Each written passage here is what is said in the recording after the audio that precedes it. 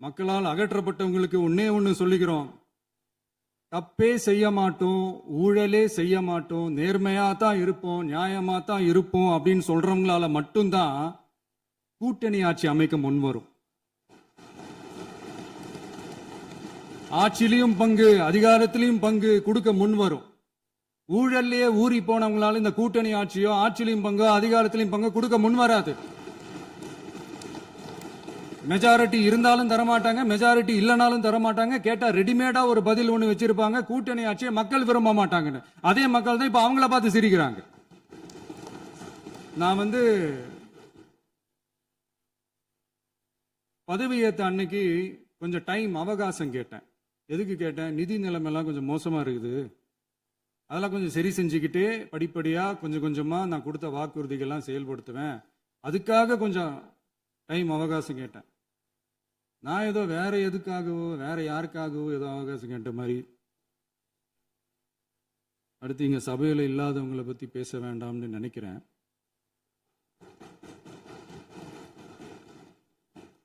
இங்க நம்மளை பத்தி அவதூறு பரப்புறதோட மட்டும் இல்லாம இப்ப நம்ம மக்கள் மேலேயும் அவதூறு பரப்ப ஆரம்பிச்சிட்டாங்க. மக்கள் நமக்கு ஓட்டு போட்டது தப்பான், குடும்பம் குடும்பமா நமக்கு ஆதரிச்சது தப்பான். இது இப்ப இல்ல, நான் சொல்றது எம்ஜிஆர் அவர்கள் காலத்திலிருந்தே. அப்பவே அவர் ஜெயிச்சப்போ அதே மக்களை தப்பு தப்பாக பேசுறது. மக்கள் என்ன பண்ணிட்டாங்க, எம்ஜிஆர் என்ன பண்ணிட்டாரு, எம்ஜிஆர் என்ன இது பண்ணிட்டாரு. 50 வருஷமா ஒரே டெக்னிக்கா.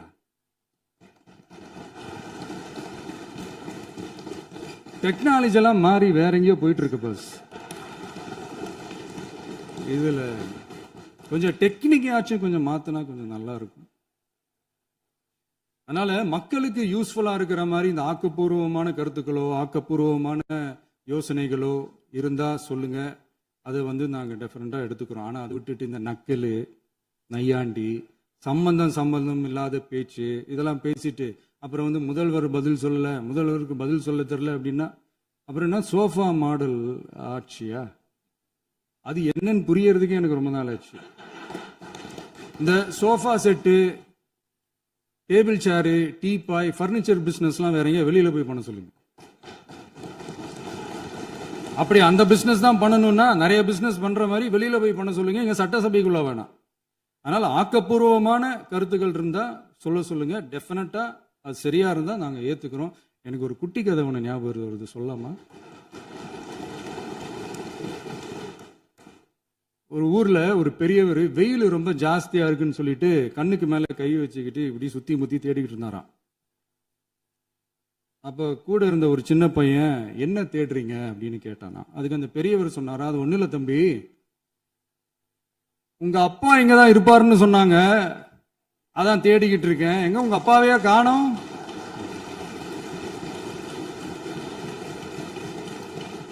இல்ல அந்த எங்களுக்கும் நக்கலா நையாண்டியா சம்பந்தம் இல்லாத குட்டி கதை இதெல்லாம் எங்களுக்கும் பேச தெரியும். அந்த கதையில பெரியவர் அப்படி சொன்னாராம், தப்பா எடுத்துக்காதீங்க. அந்த கதையில பெரியவர் அப்படி கேட்டாராம். அதனால யாரும் இங்க டென்ஷன் ஆக வேணாம். அதனால இன்னொரு இந்த என்னுடைய உரையை முடிக்கிறதுக்கு முன்னாடி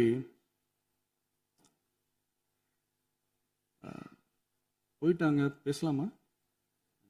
உங்க கருத்துக்களை நீங்க முழுமையாக மன நிறைவோடு பேசலாம். டிவியில் பார்ப்போம். சரி, அதான் 5 நிமிஷம் பேசுனதுக்கே கொளத்தூரி இந்த ஆட்டம் அடிச்சு பேசுனா அப்புறம் என்ன பண்றது? கடைசியா நான் இந்த உரையை முடிக்கிறதுக்கு முன்னாடி ஒரு முக்கியமான ஒரு விஷயம் பத்தி சொல்லணும். ஆளுநர் உரை அன்னைக்கு இந்த தமிழ் தாய் வாழ்த்துக்கு அப்புறம் தேசிய கீதம் பாடினது தப்பு, தேசிய கீதம் 2 முறை பாடினது தப்பு, அப்படி ஒரு நிகழ்வு இதுக்கு முன்னாடி இந்த சட்டசபையில நடந்ததே கிடையாது, அந்த மரபே மாத்திட்டீங்க, இப்படி ஒரு பெரிய ஒரு போர் மாதிரி எதிர்கட்சியை சார்ந்தவங்கலாம் சொன்னாங்க இல்லையா? அந்த மாநில உரிமை போராளிகளை, அந்த மரபு காக்கிற உரிமை போராளிகளை ஒரே ஒரு கேள்விதான் கேட்கணும். 2021 ஆகஸ்ட் 2 ஞாபகம் இருக்கா? Centenary celebration of Tamil Nadu legislature. அந்த ஃபங்க்ஷன்ல நம்ம முன்னாள் முதலமைச்சர் கருணாநிதி அவர்களோட சாரி சாரி சாரி கலைஞர் அவர்களுடைய சாரி ஃபார் தட் கலைஞர் அவர்களுடைய புகைப்படத்தை மாண்புமிகு குடியரசுத் தலைவர் திறந்து வைக்கிற ஒரு ஃபங்க்ஷன். அந்த ஃபங்க்ஷன்ல national anthem followed by Tamil Thai Vazhthu அப்படின்னு அறிவிச்சது ஞாபகம் இருக்கா? அதாவது தேசிய கீதத்துக்கு அப்புறமா இரண்டாவது முறையா, நோட் திஸ் பாயிண்ட் மாண்புமிகு பேரவைத் தலைவர் அவர்களே, ப்ளீஸ் நோட் திஸ் பாயிண்ட். தேசிய கீதத்துக்கு அப்புறம் இரண்டாவது முறையாக தமிழ் தாய் வாழ்த்து பாடப்படும் அப்படின்னு சொன்னது ஞாபகம் இருக்கா? அதுவும் முத்தமிழ் அறிஞர் அப்படின்னு சொல்ற நம்ம கலைஞர் அவர்களுடைய அந்த புகைப்படம் வெளியிட்டு விழாவில் அவர் இருந்த இதே சபையில தமிழ இரண்டாவது இடத்துக்கு தள்ளினது யாருன்னு ஞாபகம் இருக்கா? அது மட்டும் இல்ல, அந்த தேசிய கீதத்தை நாட்டுப்பண் நேஷனல் ஆந்தம்னு சொல்லி அதே ஃபங்க்ஷன்ல கடைசியா ஃபங்க்ஷன் முடியும் போது செகண்ட் டைம் தேசிய கீதம் பாடினதும் ஞாபகம் இருக்கா? இதே அவையில் தான், அது அவை குறிப்பிலும் இருக்கிறது, இதே அவையில் தான் நடைபெற்றது. இந்த தக்க நேரத்தில் இந்த ஆதாரங்களை அளித்த மாண்பு முதல்வர்களுக்கு நன்றியை தெரிவித்துக் கொள்கிறேன். டவுட் இருந்தா இந்த புக்கை பார்த்து தெரிஞ்சுக்கலாம். அதனால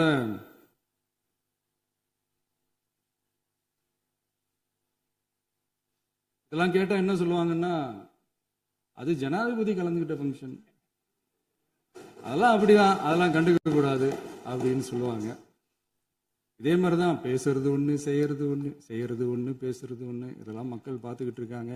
எலெக்ஷனுக்கு முன்னாடி தான் அப்படி செஞ்சுக்கிட்டு இருந்தாங்க. இப்போ எலெக்ஷனுக்கு அப்புறம் அதே தான் செய்யறாங்க. இந்த விஜயையும் சாமானியர்களின் உண்மையான சமூக நீதி அரசையும் அவமானப்படுத்துறதுக்கு தான் அவங்களோட அந்த பொலிட்டிக்கல் சீனியாரிட்டி அது பயன்படுத்துது போல.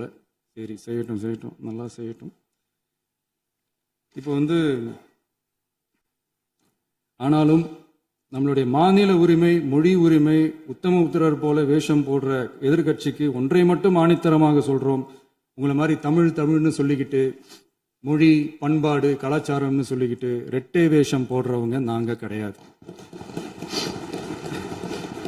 உலகெங்கும் வாழும் என் தமிழ் சொந்தங்களுக்கு நம்முடைய உத்தரவாதம் தமிழ் தான் எங்க உயிர் நாடி அப்படின்றத மறக்க மாட்டோம். இப்பவும் சொல்றோம், மாநில உரிமையில எப்பவும் உறுதியா இருப்போம். அதே சமயத்துல அரசியல் வேற, ஒன்றிய மாநில அரசுகளுக்கு இடையே இருக்கிற நிர்வாக அணுகுமுறை வேற. இதுல நாங்க ரொம்ப தெளிவா இருக்கிறோம். அதனால எங்களுக்கு பாடம் எடுக்கிறதா நினைச்சுக்கிட்டு உங்க வேஷத்தை நீங்களே கொஞ்சம் கொஞ்சமா கலைச்சிக்கிட்டே வர்றீங்க, மறந்துடாதீங்க. அப்புறம்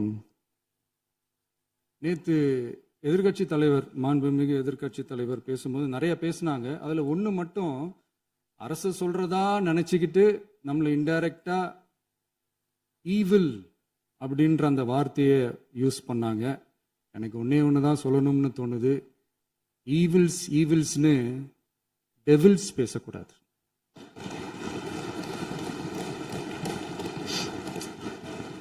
அவங்க இருந்திருந்தா ஒரு ஆக்ஷன் பண்ணணும்னு எனக்கு தோணுச்சு. எல்லாரும் போயிட்டாங்க. இல்ல, பர்மிஷன் பண்ணலாமா? இப்பவும் பண்ணலாம், ஒன்றும் தப்பு இல்லை.